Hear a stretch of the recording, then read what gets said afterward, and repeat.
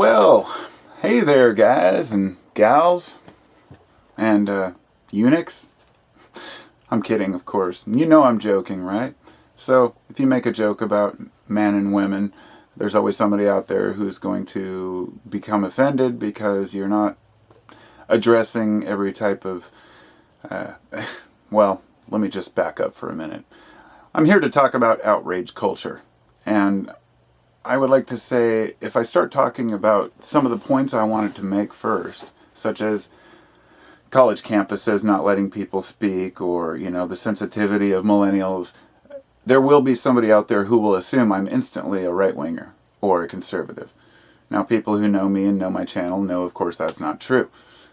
However, I'm always going to be accused of being something, right? Having some sort of a viewpoint that is extreme if I say something that somebody does not agree with.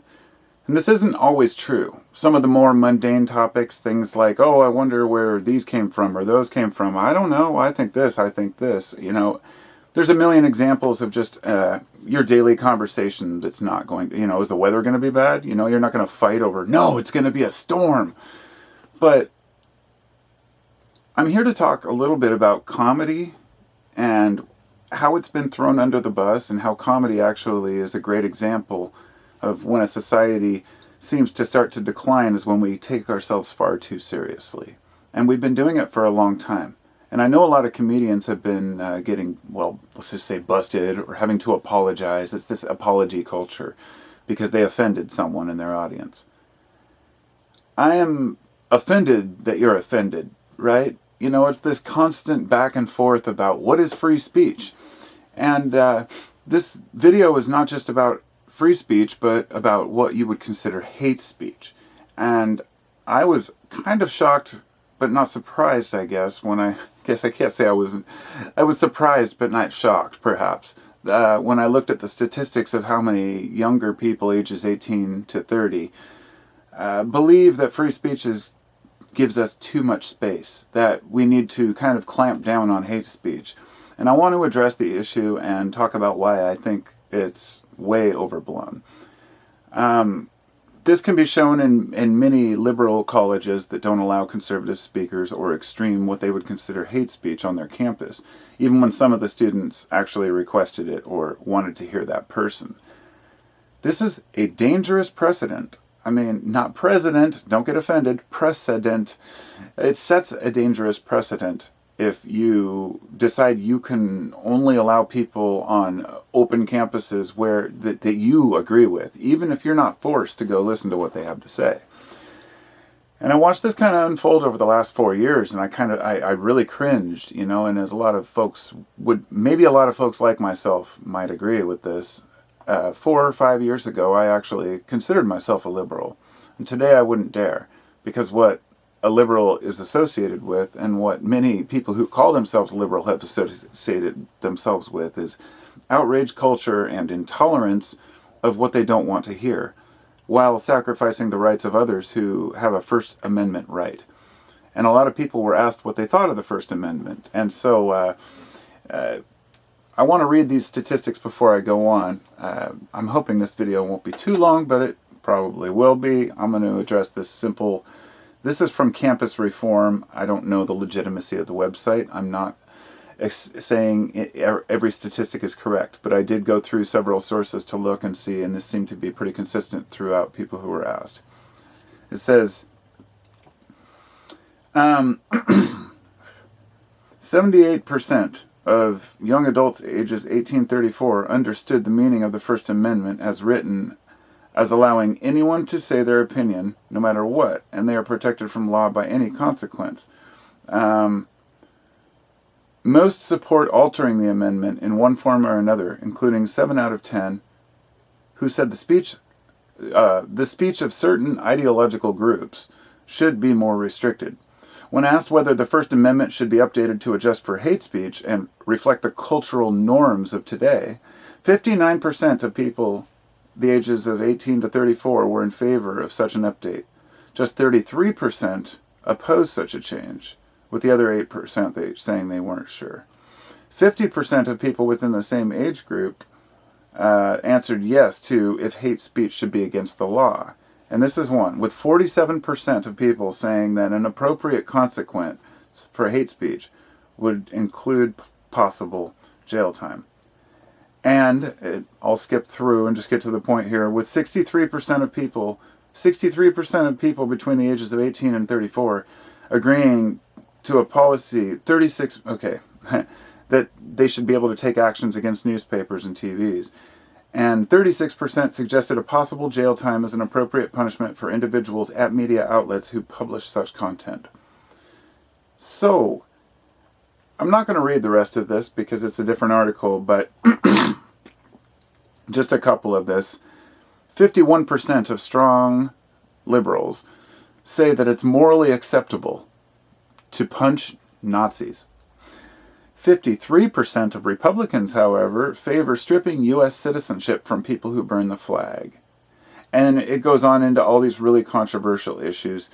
And I wanted to make the point here that, I could go on forever with statistics which don't mean shit. But I only wanted to make the point that a lot of people out there probably agree with this, that certain speech should be banished. And I would like to argue that from an extremely liberal-minded person myself, as I consider myself, I completely disagree with you. And if you step in the way of free speech, all you're going to do is force people to become even more frustrated in their positions without even being able to argue their points. And that's a dangerous situation right there.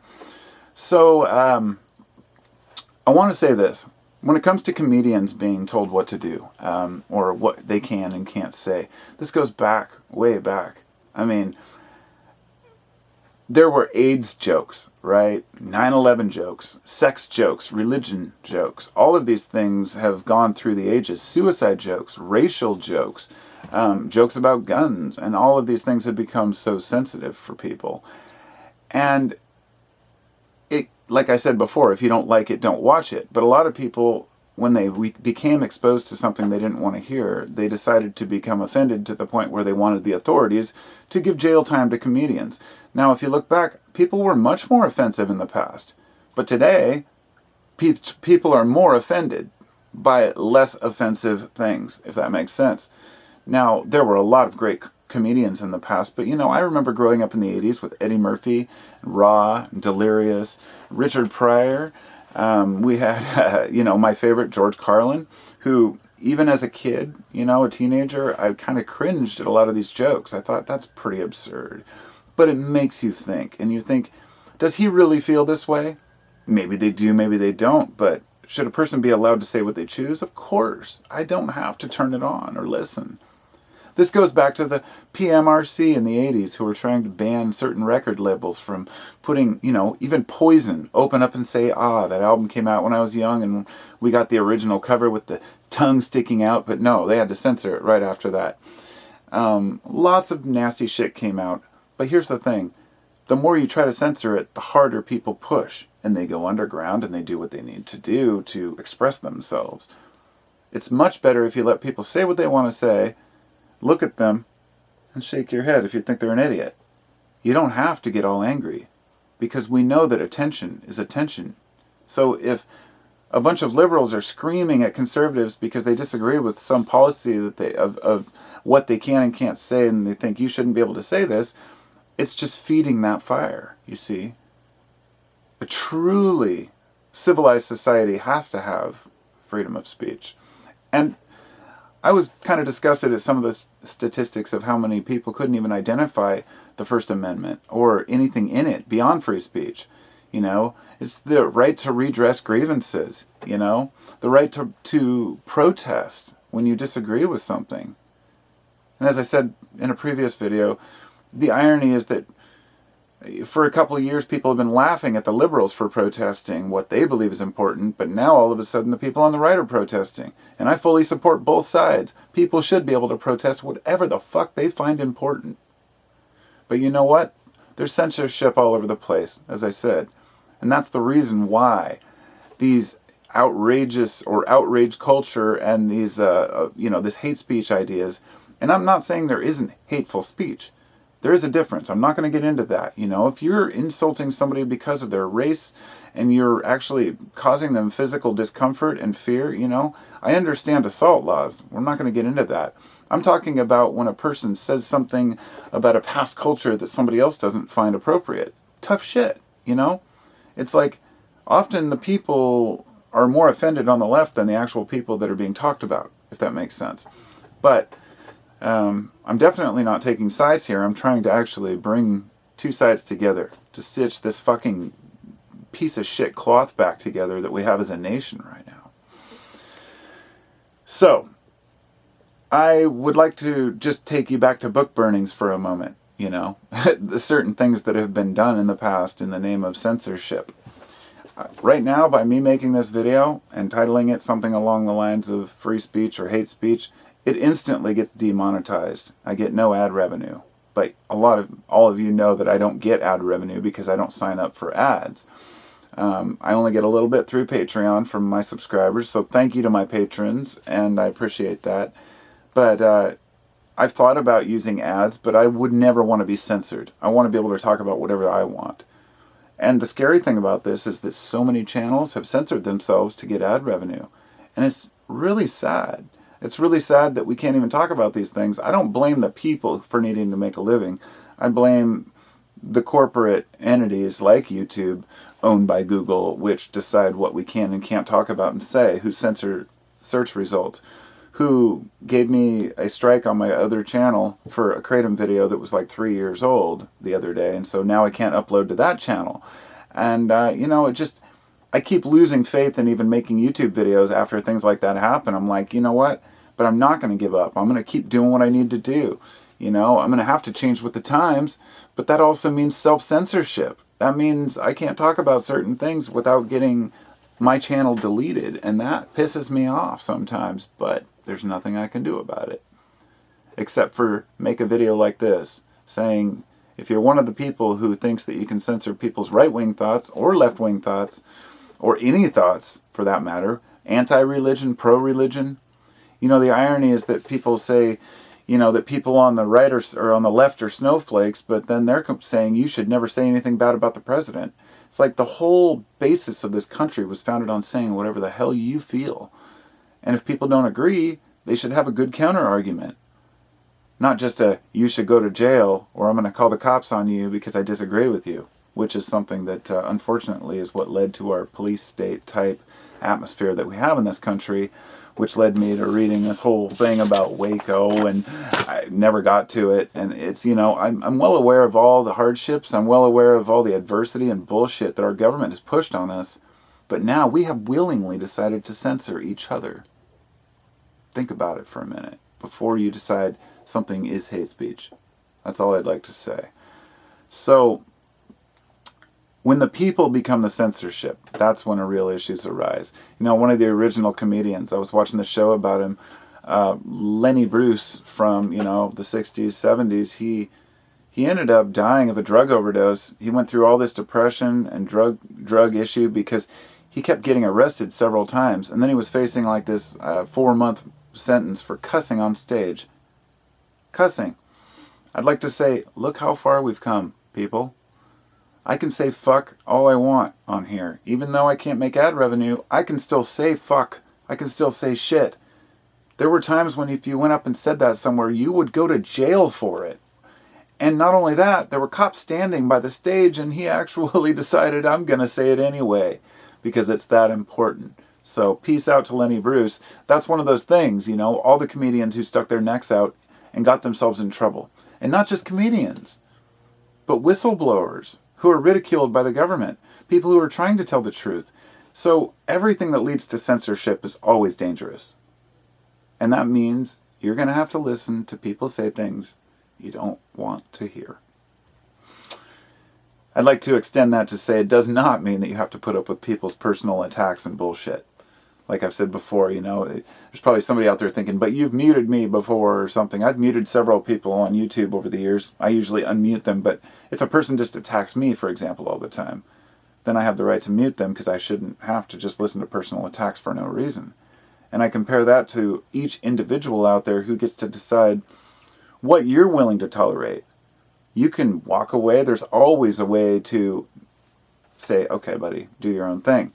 We don't always have to retort or retaliate or fight back. We don't always have to be angry when a person says something.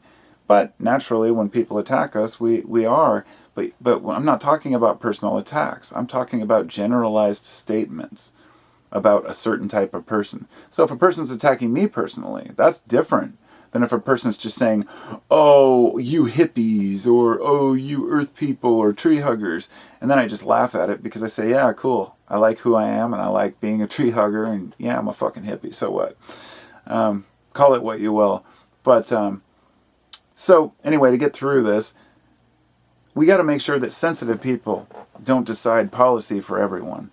If you're the one sensitive person who's offended by something, that shouldn't give you the right to stop a whole room of people talking about something. Trigger warnings, all these different things we hear about. It's like, consolation rooms with teddy bears and puppies at colleges for people who feel like they've been slighted or called a name. Grow the fuck up, people.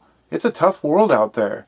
Humans are not these sensitive little pincushions that if you touch it, it's just, I can't express enough that I really care about people and people's feelings. I have emotions too. But you can't force that on others. You really can't. So forced apologies are bullshit. And that's all the comedians who have made forced apologies because they felt uncomfortable. It's bullshit. And they shouldn't have to. They really shouldn't.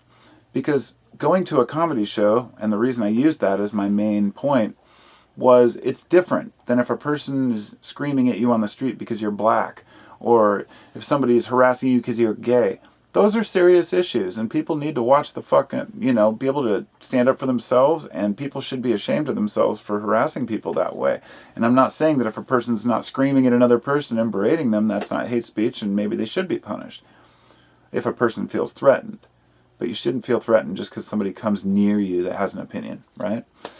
And so forced apologies are bullshit, but it's usually because a person has to keep their job. And so many people have lost their job. And as I said this, I don't know if I mentioned this earlier, but Twitter outrage is one of the biggest problems in this, and which has led to this. Those who complain the loudest usually are the ones who have some extreme opinion. Everybody hopefully has found this out on the internet so far. Outrage is so popular, right? If you can ruin one person's life because they said one thing you disagreed with, even if it was taken out of context, and that's the biggest issue, it's taken out of context more often than not. One line a person said, posted on Twitter. Twitter is a megaphone for idiots and assholes. Not always, I'm not saying everybody who uses it is, but the internet itself is a megaphone for people with extreme views because they're the ones who usually want to push their views on everyone else. That's why there are no philosopher kings. It's this old metaphor. The philosophers don't want to be kings. They know better. Well, the same thing with the internet. Why would intelligent people want to go on and argue with all these extreme fringe groups? What's the point and what's to gain? Some of them do, but for the most part, it's the fringe groups that, push their views on everybody else. On the left and the right. Both sides, man. And people in the middle. And people with extreme religious views. Which is one of the worst offenders. I hate to say it, but, this extreme Christianity within this country is just as bad in some areas than Islam in other countries, and the way it's affecting other people.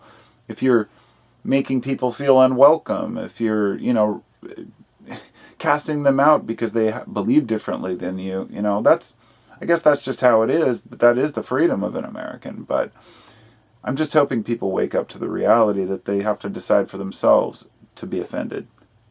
Nobody can offend you if you choose not to be offended.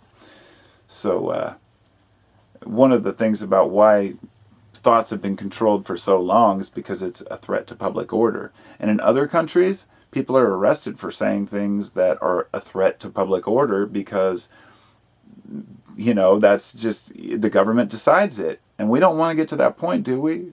I mean, would you want a government to come in and step in and tell you what you can and can't say? It's a slippery slope, my friends. So, protest is essential. Free speech is essential. And if you're getting arrested by police for your speech, it's just taking us back decades. and it's not helping anything. I'd like to leave you with this quote from George Carlin. He says, I like to piss off any group that takes itself a little too seriously. And I would say I don't always agree with that concept of pissing people off.